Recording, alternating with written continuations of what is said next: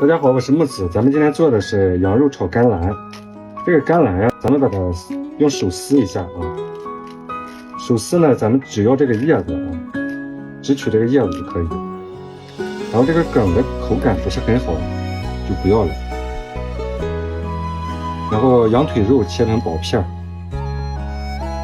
热锅凉油，下入羊肉片，煸炒变色，加干辣椒、葱姜蒜。炒出香味，下入撕好的甘蓝。这时的火不要过大，否则甘蓝容易糊边。煸炒变色后，调入盐、鸡精、味精。这时有汤汁渗出，可改大火翻炒，然后烹入生抽，大火炒出酱油的香味。锅边淋入陈醋，淋入少许的麻油。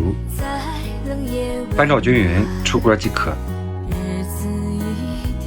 每天为大家分享简单的家常菜，喜欢的朋友们点点红心，收藏起来吧。